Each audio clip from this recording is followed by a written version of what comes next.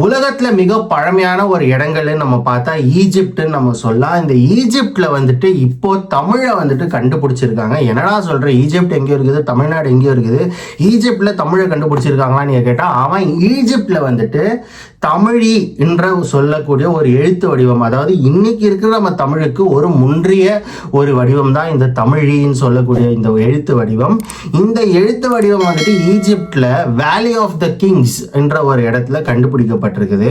First இந்த வேலி of the கிங்ஸ்னா என்ன, ஈஜிப்ட்ல பிரமிட்ஸ்னா என்னன்னு நம்ம தெரிஞ்சுக்கணும். அப்பதான் இங்க தமிழ் கிடைச்சதுக்கான ஒரு இம்பார்ட்டன்ஸ், ஒரு சிக்னிஃபிகன்ஸ் என்னன்னு நம்மளால தெரிஞ்சுக்க முடியும். பட் அதுக்கு முன்னாடி நீங்க இந்த சேனலுக்கு புதுசாக இருந்தால் சப்ஸ்கிரைப் பண்ண மறந்துடாதீங்க. பட் ஈஜிப்ட்ல வந்துட்டு பிரமிட்ஸ் இருக்குது இல்லைங்களா, இந்த பிரமிட்ஸ் வந்துட்டு கிட்டத்தட்ட 5000 வருஷத்துக்கு முன்னாடி கட்டப்பட்டிருக்குது.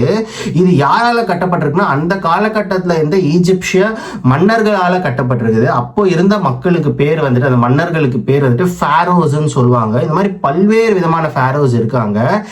இன்னைக்கு இந்த ஈஜிப்ட் மன்னர்கள் இருக்காங்க இல்லைங்களா, இந்த ஈஜிப்சியன் இந்த 5000 வருஷத்துக்கு முன்னாடி இருந்த மக்கள், அவங்க இன்னைக்கு கிடையாது. அதாவது இப்ப பாருங்க, நம்ம ஊர்ல வந்துட்டு சோழர்கள் இருக்காங்க, பாண்டியர்கள் இருக்காங்க இல்லைங்களா.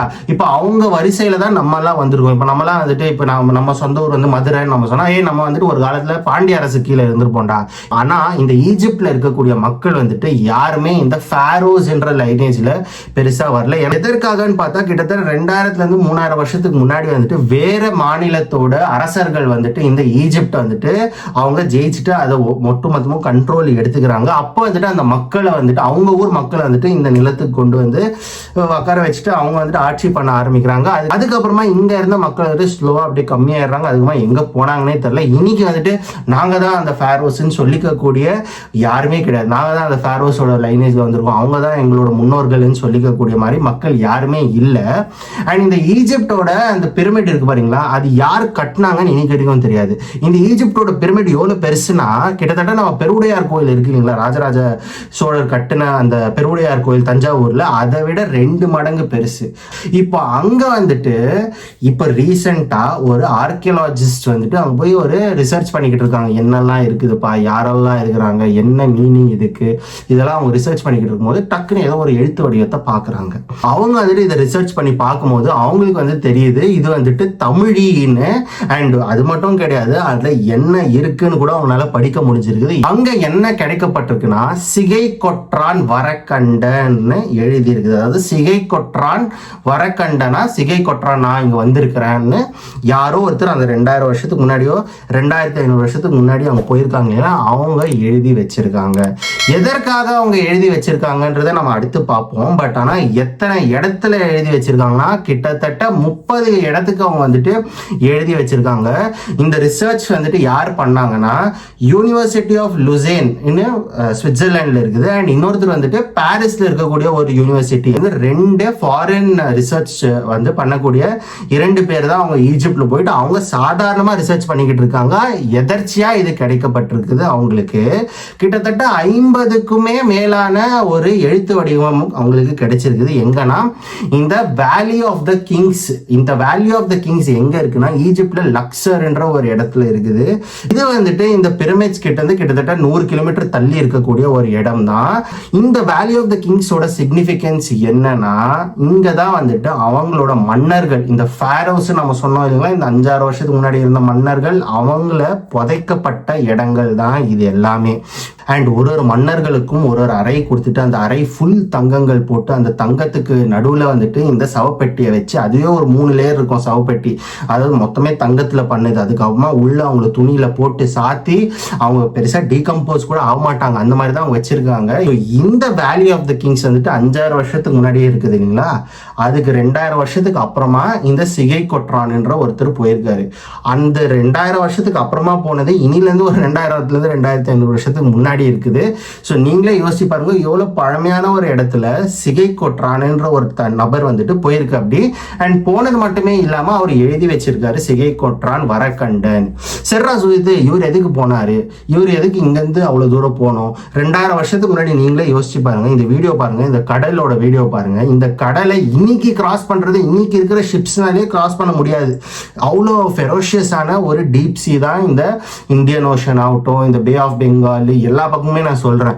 ஆனா அப்பவே வந்துட்டு மன்னர்கள் ஆகிய சில பேர் வந்துட்டு இன்னொரு ஊருக்கு போயிருக்காங்க, மர்ச்சன்ட்ஸ் நிறைய ஊருக்கு போயிருக்காங்க, வியாபாரம் செய்யறதுக்கு நிறைய பேர் போயிருக்கிறாங்க. அந்த மாதிரி சிகை கொற்றான் அங்கே போயிட்டு அவருக்கு ஏதோ ஒரு தேவை இருந்திருக்குது, அங்கே நான் வந்திருக்கேன்னு சொல்றதுக்கு. மேபி அவருக்கு வந்துட்டு மன்னர் சொல்லியிருக்கலாம், இந்த மாதிரி பார்ப்பா இது ஏதோ பழமையான ஒரு ஊர் இருக்கான், நீ அங்கே போயிட்டு என்னெல்லாம் கட்டி வச்சிருக்காங்க, எப்படியெல்லாம் ஆர்கிடெக்சர் அவங்களாம் யூஸ் பண்ணியிருக்காங்க, போய் கற்றுக்கிட்டு வான்னு சொல்லியிருக்கலாம். அதுக்கு ஒரு ஆதாரமா ஒரு சான்றா நான் வைக்கிறேன், நான் வந்துட்டு போனேன், நான் இதெல்லாத்தையும் படிச்சுட்டு போனேன்னு சொல்றது கூட அவர் எழுதி வச்சிருக்கலாம். அண்ட் இன்னொன்று நம்ம கற்றுக்க வேண்டியது என்னன்னா, 2000 வருஷத்துக்கு முன்னாடியே வந்துட்டு எழுத்து வந்துட்டு ஆல்ரெடி இந்த மக்கள் கிட்ட இருந்துச்சு. அண்ட் சாதாரணமான மக்கள் கிட்டயுமே வந்துட்டு இது இருந்திருக்கலாம் என்ற மாதிரி தான் தெரிய வருது. ஏன்னா இது மன்னர் கிடையாது. மன்னர் வந்துட்டு அவ்வளோ ரிஸ்க் எடுத்துட்டு தன்னோட வாழ்க்கையை வந்துட்டு ஒரு ரிசர்ச் பண்றதுக்கோ இல்லை ஒரு வியாபாரம் பண்றதுக்கு வந்துட்டு எடுத்துட்டு போனாரானா மிகப்பெரிய ஒரு கேள்விக்குறி தான். சாதாரணமான மர்ச்சன்ஸை தான் அவங்க அனுப்பிச்சிருப்பாங்க, இல்லை அவங்களுக்கு கீழே இருக்கிறவங்கள தான் இங்கேருந்து அவ்வளோ தூரம் அனுப்பிச்சிருப்பாங்க. அது ஒரு பாயிண்ட்டு. அண்ட் இவங்க அங்கே போகும்போது அங்கே யார் ஆட்சி இருந்துச்சுன்னா மோஸ்ட்லி ரோமன்ஸோட ஆட்சி இருந்திருக்குதா நிறைய வாய்ப்புகள் இருந்திருக்குன்னு சொல்கிறாங்க. அண்ட் ஈஜிப்ஷியன்ஸும் இருந்திருக்காங்க. அந்த காலகட்டத்தில் தான் நம்ம கிளியோபெட்ரான்னு சொல்கிறோம் இல்லைங்களா, இந்த கிளியோபெட்ரா வாழ்ந்த காலகட்டம் அதுதான். இன்ஃபேக்ட் அந்த காலகட்டத்தில் one of the world's most beautiful விமென்னு கிளியோபெட்ராவை சொன்ன காலகட்டம். அந்த காலகட்டம் இங்கிருந்து ஒரு நபர் அங்க போயிருக்கு, அப்படி அங்க போயிட்டு சிகை கொற்றான் வரக்கண்டன் எழுதியிருக்கு அப்படி. அண்ட் அது மட்டும் இல்லை, கிட்டத்தட்ட 20-30 இடத்துல வந்துட்டு தமிழ் எழுத்துக்களே அவங்க கண்டுபிடிச்சிருக்காங்க. நிறைய பேர் கூட அவங்க கண்டுபிடிச்சாங்க. இன்னொரு காமனான பேர் வந்துட்டு கோப்பன்ன்ற ஒரு பேரை கண்டுபிடிச்சிருக்காங்க, காட்டன்னு ஒரு பேர் கண்டுபிடிச்சிருக்காங்க. ஸோ இவங்க எல்லாம் ஒன்னா பயணிச்சுட்டு இங்கிருந்து போயிருக்கிறாங்க. அதுதான் அங்க இருக்கிற சிறப்பே. செர்ரா சுயத்து இப்போ என்ன சொல்ல வர, இதுதான் ஓகே தெரிஞ்சிருச்சு, அங்கே எழுத்து வடிவம் கிடைச்சிருச்சு. இதுக்கப்புறமா என்னன்னா, நம்ம வந்துட்டு இதை வெறும் பெருமை பேசுறதுக்கான ஒரு விஷயமா நம்ம எடுத்துக்க கூடாது. நமக்கு சில விஷயங்கள் இதுலேருந்து கற்றுக்க வேண்டியது இருக்குது. எப்படி மனிதர்கள் வாழ்ந்தாங்க, எதுக்கெல்லாம் அவங்க ப்ரையாரிட்டி கொடுத்தாங்க, இன்னைக்கு நம்ம எதுக்கெல்லாம் ப்ரையாரிட்டி கொடுத்துக்கிட்டு இருக்கோம். இன்ஃபேக்ட் அன்றைய காலகட்டத்தில் வந்துட்டு படிப்பறிவு எல்லா மக்கள்கிட்டையும் இருந்ததுன்றதை இதில் நம்ம தெரிஞ்சுக்கலாம்.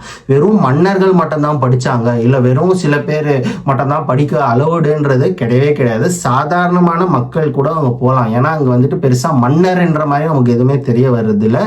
ஏன்னா ஃபர்ஸ்ட் அண்ட் ஃபார்மோஸ்ட் நீங்கள் யோசிக்கோங்க, கடலை தாண்டி இங்கேருந்து கிளம்பி போகிற அப்படின்னு வச்சுக்கோங்க. இந்த கடலை தாண்டதே வந்துட்டு அந்த காலகட்டத்தில் வந்துட்டு லைக்லிஹுட் வந்துட்டு 50-50 தான். 50-50 விட ரிஸ்க் ஆஃப் டையிங் இந்த ஓஷன் இன்னும் அதிகம் தான்.